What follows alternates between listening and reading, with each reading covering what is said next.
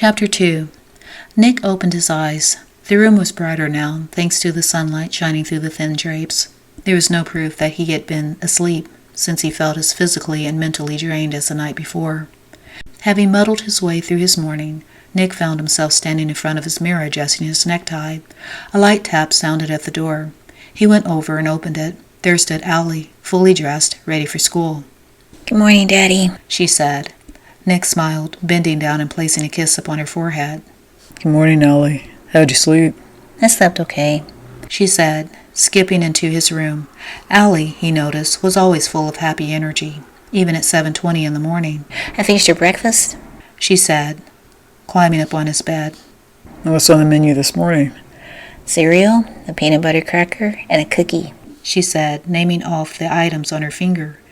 It was the same breakfast she'd fixed for him the day before, but instead of a cookie, there was a candy bar. "Let's go eat," Nick said. Delighted with the idea, Allie climbed down and followed him into the kitchen. "Allie, this looks great. Thank you, sweetheart," Nick said, staring down at the food she had thoughtfully prepared. After sitting down and saying grace, they began to eat. "Where's Chase?"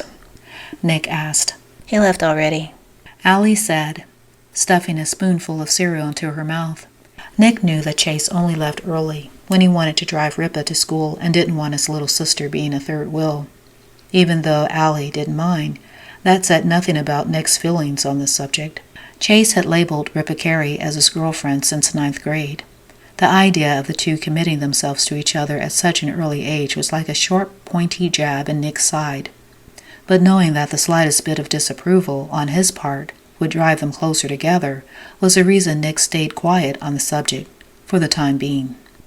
"Come on, finish up your breakfast so we can get out of here," Nick said, glancing at the clock.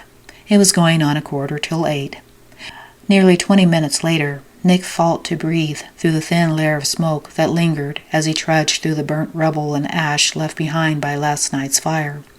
The only thing he had in his favor was that the sun shining through what was left of the roof made visibility a little easier. "What a mess," he said, looking down at the debris. Remembering that Clyde Evans mentioned a basement, Nick went over to the frame of the door situated beside the stove and the refrigerator.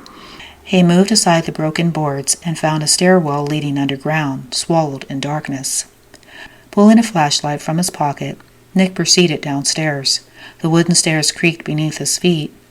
Having reached the basement, Nick moved his flashlight across the width of the floor. "There's nothing down here," he told himself, shielding his nostrils with his arm to block the smoke, mold, and dust. "Wait a minute," Nick said, spotting a piece of cloth on the floor beside what appeared to be a 12 by 12-inch metal plate. Nick's mind told him that it was a plate used for making counterfeit bills only because Clyde Evans and Martin Haley planted the idea in his head the night before. Nick came closer as he picked up the plate. Underneath, a smear of ash, seemed to be markings. But it would take more light than he had at the moment to say for certain what those markings really were. Heading back up to the main level, Nick caught sight of the man through the open planks of the structure, leaving the scene and heading to his car. "Hey!" Nick shouted. The man took off running. Nick made his way through the maze of debris as the back end of the car disappeared around the corner, but not before Nick got its general description and part of a license plate. With the evidence secured in the trunk of his patrol car, Nick pulled into the parking lot of the fire department. Bypassing the common area, he went upstairs to Martin's office on the second floor and knocked. "Door's open," Martin yelled. Nick walked in. "Morning, Nick. Come on in. Have a seat." Martin said, closing his newspaper and tossing it on the desk. "Good morning, Martin," Nick said, claiming his chair in front of the desk. "I was afraid I was going to miss you. Martin continued. I've got a budget meeting this morning with the mayor. I understand. Things took a little longer than I expected. Never mind that. Did you find anything?" "Can't say exactly at the moment. You found the printing press plate, didn't you?" Martin's eyes narrowed with interest as a curious smirk eased across his lips. "Off the record?" "Yes, off the record. I believe I found something. Haven't had the chance to examine it." "Was it the plate?" "I don't want to say for sure, but yeah, it looks like it. I believe someone was coming back for it." "What do you mean?" "On my way back up, I noticed a guy running away from the house. He must have heard me and changed his mind about staying." "Didn't he see your patrol car up front?" I'm sure he did, but I was downstairs. Anyway, I got a brief description of the car before he got away. You think he was involved? He was there for a reason. I'm sure he knew something. Yeah. So, at this point, what can you say on the record? I can say suspicious evidence was found at the scene, and I will study that evidence to determine how it relates to the investigation. Nick, when are you going to have time to study a piece of evidence like that? I'll find the time. Don't get me wrong. You do a fine job keeping the peace around here. If a disturbance comes up, you're right on it. If somebody's speeding, heck, you give them a ticket. But if this is what we think it is, you're way in over your head. You've got to notify somebody. I'm aware of that, but I will take that step when the time comes. I know my department has no more vested interest in this case, but let me know if you need anything. I'll do that. I'm going to head over to the station now. You have a good one. Nick said, getting up. You do the same. Martin said. Nick waved goodbye, then he left. That afternoon, Nick sat at his desk staring down at the questionable plate. Once, the phones weren't ringing off the hook. Not that he was complaining. It gave him a chance to study the evidence more carefully. The inside line on the phone buzzed. He knew it was Myra Stock, the elderly woman who had answered the ad for a secretarial position in his office 4 years ago. Sheriff Moran, you have a visitor. Who is it? Agent Michelin Stone. Who? Nick asked, not recognizing the name. Agent Michelin Stone. She says she's with the Treasury Department. Thank you. Tell her I'll be right out. You've got to be kidding me. Nick said, hanging up. Nick pushed himself away from the desk. He opened the door and went out into the lobby. There stood an auburn-haired woman, a half-foot shorter than himself, clad in a crisp white blouse underneath a navy blue suit, tailored to accentuate her modest yet shapely curves. From what Nick could tell, she was probably in her early to mid-30s, despite the fact that her hair was pulled back into a tight bun. But none of that mattered at the moment. Nick was all too aware that beneath the fascination lurked a cold shell of a woman with no heart, based on the women he'd had the displeasure of meeting. Good afternoon, Sheriff Moran, she said, coming over with her hand extended, ready to make his acquaintance.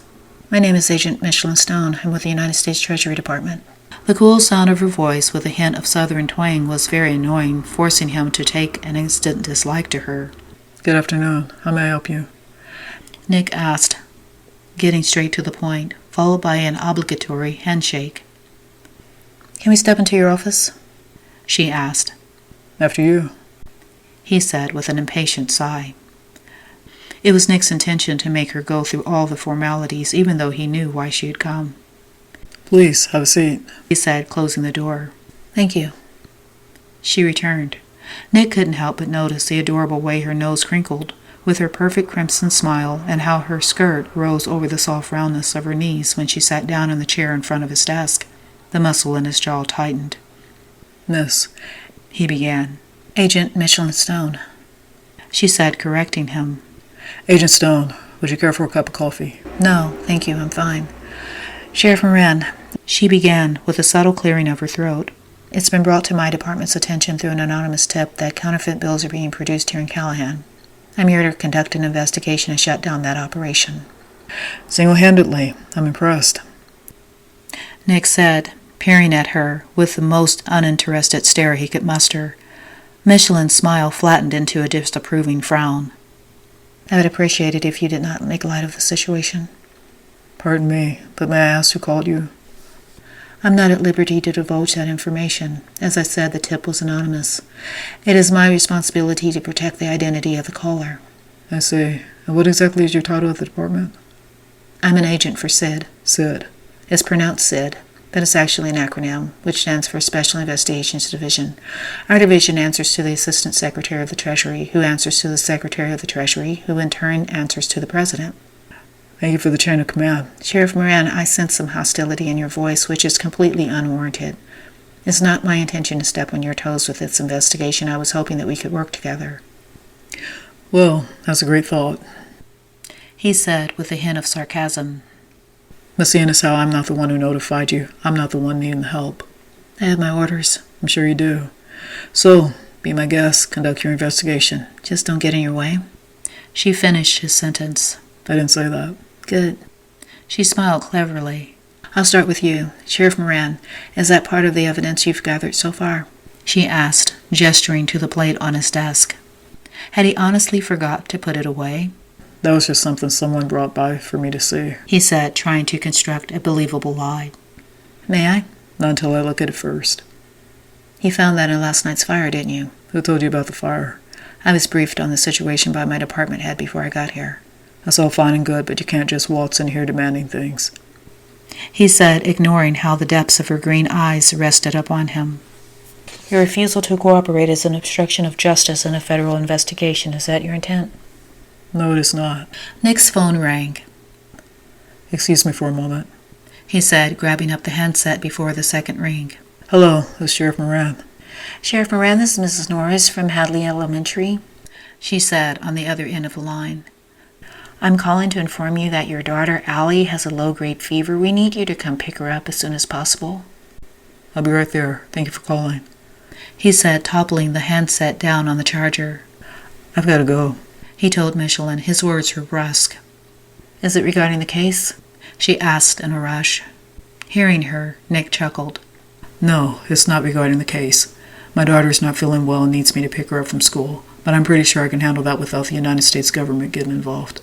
Sheriff Moran, I hope that you will take me up on my suggestion to work together. The way I see it, the sooner we wrap up this case, the sooner you can focus on the things that matter most to you. I'll be in touch. Michelin said, rising to her feet.